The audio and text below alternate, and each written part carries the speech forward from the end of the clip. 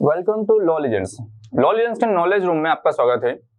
Generally हम knowledge room में GST या इनकम टैक्स के किसी पर्टिकुलर टॉपिक पर डिस्कशन करते हैं। आज हम इनकम टैक्स के sale and purchase of goods पे टीडीएस और टीसीएस के कॉन्सेप्ट को समझने की कोशिश करेंगे। पहले हम यहाँ 194Q सेक्शन 194Q को कंसिडर करेंगे।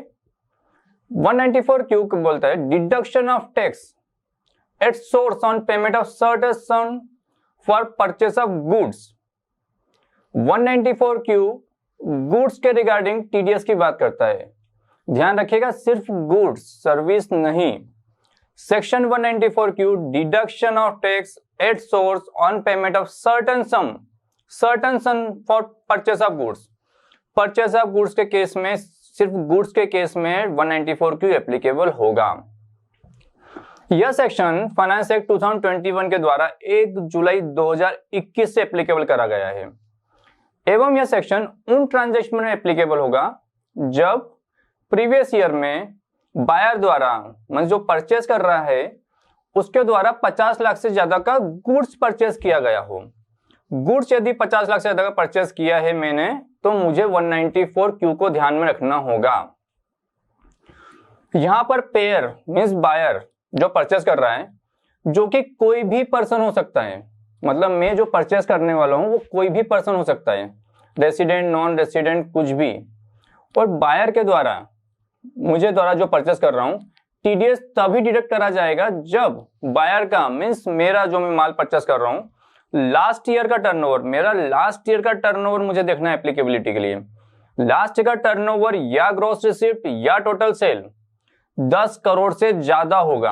अगर मेरा टर्नओवर लास्ट फाइनेंशियल ईयर का मैं देखूंगा, उसका यदि मेरा टर्नओवर, ग्रॉस रिसिप्ट या सेल 10 करोड़ से ज्यादा है तो ही मैं 194Q के लिए लायबल हूं। और पेई जो सेलर है वह रेसिडेंट पर्सन होना जरूरी है। मैं जिससे मैं माल परचेस कर रहा हूं वो रेसिडेंट होना चाहिए, वो जरूरी है। मैं बायर कुछ भी हो सकता हूं, मींस बायर कोई भी पर्सन हो सकता है, सेलर मस्ट बी रेसिडेंट होना चाहिए। मैं रेसिडेंट आदमी से ही परचेस करूं तो 194Q मुझे ध्यान में रखना है। यदि ऐसा बायर मींस मैं किसी रेसिडेंट पर्सन से गुड्स परचेस करता हूं और उसकी एग्रीगेट वैल्यू, जिससे मैं गुड्स परचेस कर रहा हूं, उसकी एग्रीगेट वैल्यू यदि 50 लाख से ज्यादा है, तो 50 लाख से एक्सेस अमाउंट पर 0.1% की रेट से इस सेक्शन में टीडीएस डिडक्ट करना होगा। यहां पर टीडीएस क्रेडिट या पेमेंट में से जो भी पहले हो, उस समय 50 लाख से एक्सेस अमाउंट पर 0.1% की रेट से टीडीएस डिडक्ट किया जाएगा।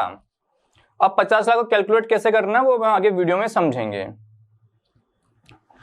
अब हम ये जानेंगे कि सेक्शन कौन कौन से ट्रांजैक्शन पर एप्लीकेबल नहीं होगा।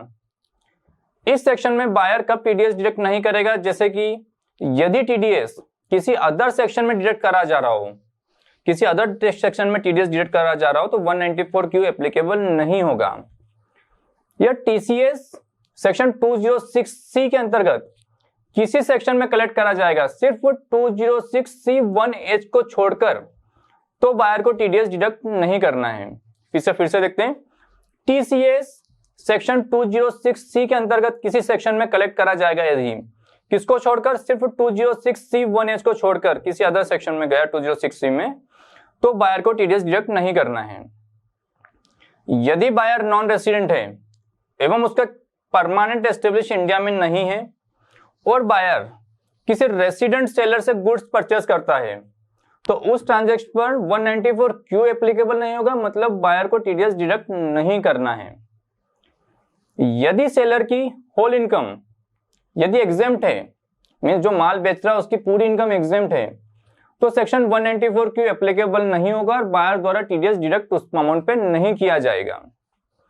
सिक्योरिटी और कमोडिटी के वह ट्रांजैक्शन जो कि रिकॉग्नाइज्ड स्टॉक एक्सचेंज या रिकॉग्नाइज्ड क्लियर कॉर्पोरेशन द्वारा क्लियर्ड या सेटल्ड, एवं इंक्लूडिंग वह आरएससी और आरसीसी जो कि इंटरनेशनल फाइनेंशियल सर्विस सेंटर में लोकेटेड है, इनके थ्रू अगर ट्रेड किया जाता है तो इन सेक्शन पर भी 194Q एप्लीकेबल नहीं होगा। अगर ट्रांजैक्शन इलेक्ट्रिसिटी या रिन्यूएबल एनर्जी सर्टिफिकेट या एनर्जी सेविंग सर्टिफिकेट में रजिस्टर्ड पावर एक्सचेंज के थ्रू सेल होता है, तो उन ट्रांजैक्शन पर भी 194Q एप्लीकेबल नहीं होगा। कुछ पॉइंट को हम ध्यान में रखने वाली बात है। इस सेक्शन में ध्यान रखेंगे एग्रीगेट वैल्यू, जो हमने ऊपर बात की थी 50 लाख से ज्यादा की एग्रीगेट वैल्यू यदि होता है तो टीडीएस डिडक्ट करना है।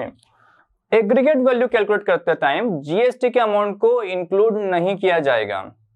जीएसटी के अमाउंट को 50 लाख की वैल्यू के लिए एग्रीगेट डिसाइड करने के लिए अमाउंट इंक्लूड नहीं करेंगे।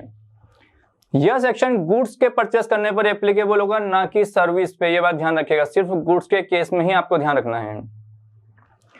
यहां पर 10 करोड़ और 50 लाख की लिमिट हर साल आपको चेक करनी है। जिस साल आप आओगे उस साल आपको अपनी क्राइटेरिया चेक करना है, क्योंकि 10 करोड़ के लिए बोला है आपको प्रीवियस ईयर का आपका टर्नओवर देखना, तो आपको हर फाइनेंशियल ईयर में आपकी कैलकुलेशन देखनी पड़ेगी।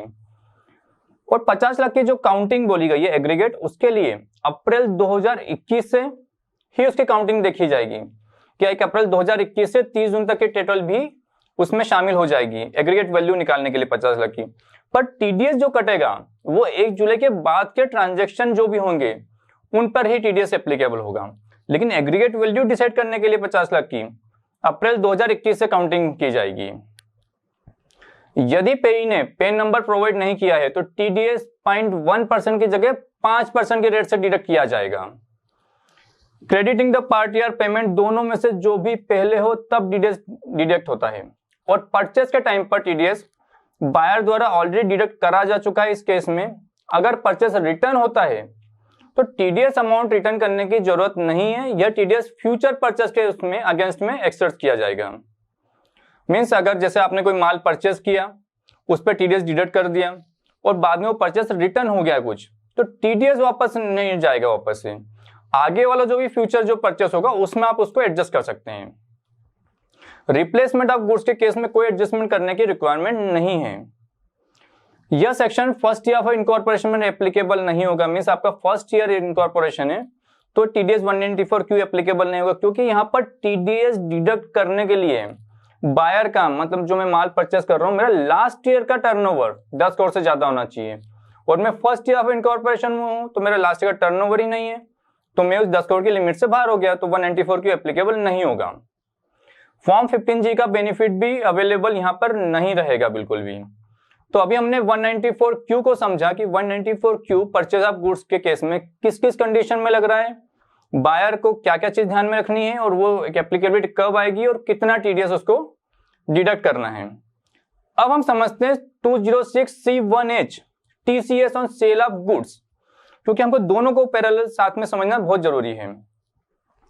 अभी था टीडीएस ऑन बायर गुड्स पे, अब ये TCS on sale of goods के बारे में बात करेंगे। 206C1H इस सेक्शन के अकॉर्डिंग अगर कोई सेलर जो माल बेच रहा है किसी भी ईयर में गुड्स सेल करने पर एग्रीगेट 50 लाख से ज्यादा कंसिडरेशन रिसीव करता है, उसको 50 लाख से ज्यादा कंसिडरेशन रिसीव होता है किसी पार्टी से, तो उसको 50 लाख से एक्सेस कंसिडरेशन पे 0.1% से टीसीएस भी कलेक्ट करना होगा।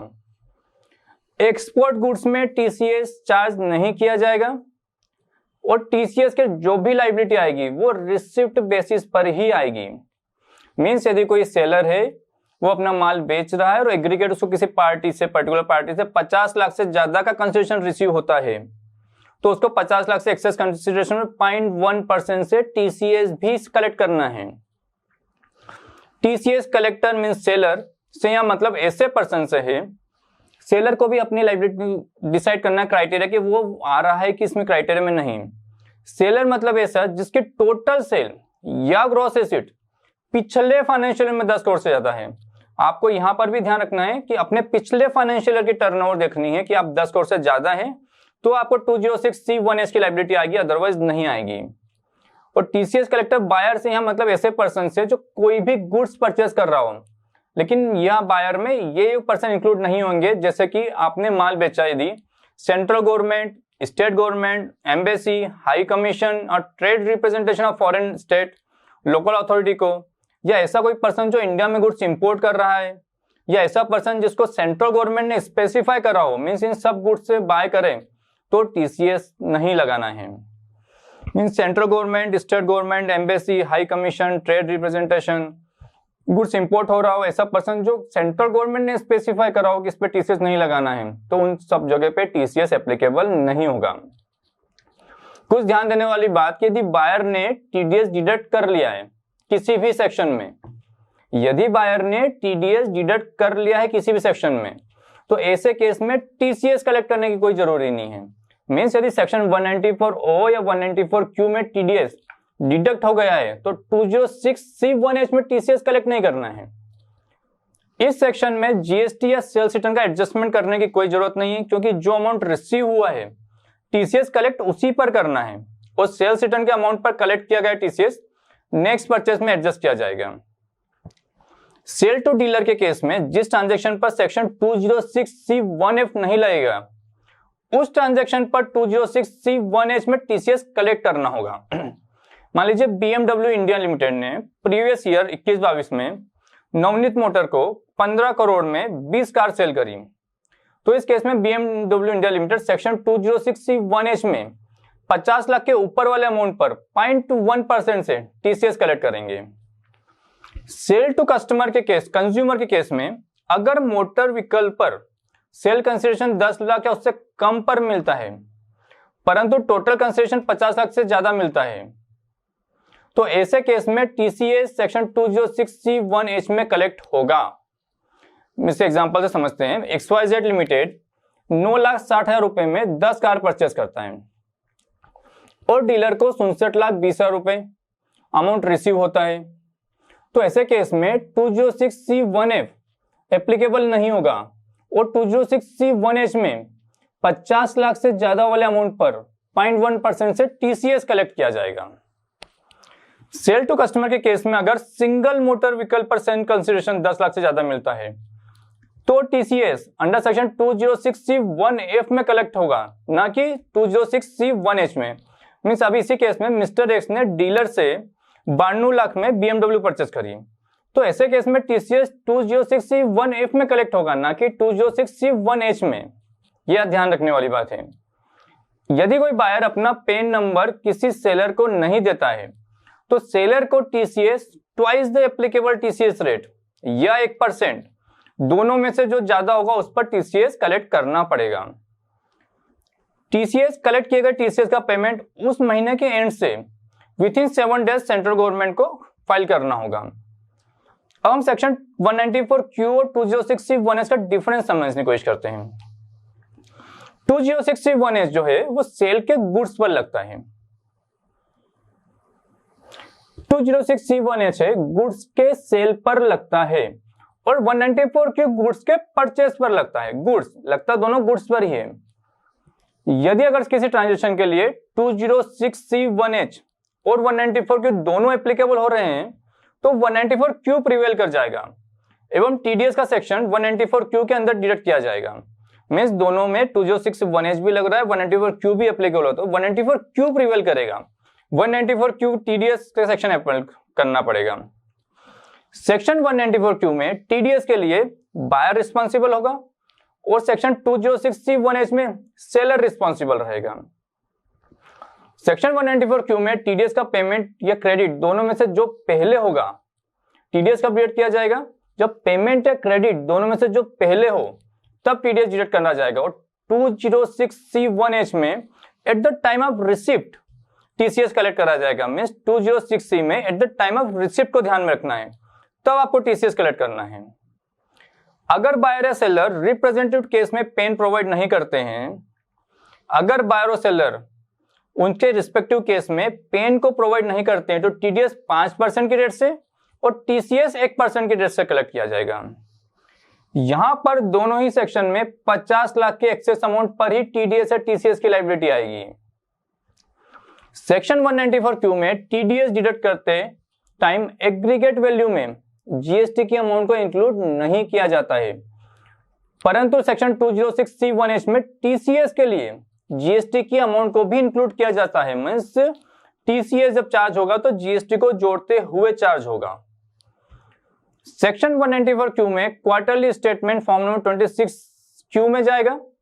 सेक्शन 206C1H में जितना भी टीसीएस कलेक्ट किया जाएगा quarterly statement form number 27EQ में जाएगा। सेक्शन 194Q में फॉर्म 16 के थ्रू सर्टिफिकेट इश्यू किया जाएगा और सेक्शन 206C1H में फॉर्म 27D के थ्रू सर्टिफिकेट इश्यू किया जाएगा। आज हमने 194Q और 206C1H के रिगार्डिंग दोनों के कंपैरिजन करने की कोशिश करी और दोनों को समझने की कोशिश करी कि टीसीएस और टीडीएस किसी पर्टिकुलर परचेज या सेल पे के गुड्स पर कैसे एप्लीकेबल होगा। इसमें और भी डाउट हो भी बहुत सारे हो सकते हैं आपके जो भी डाउट है आप हमें लॉ लीजेंड्स के मेल आईडी पे फॉरवर्ड करें, हम इसे सॉल्व करने की पूरी कोशिश करेंगे। धन्यवाद।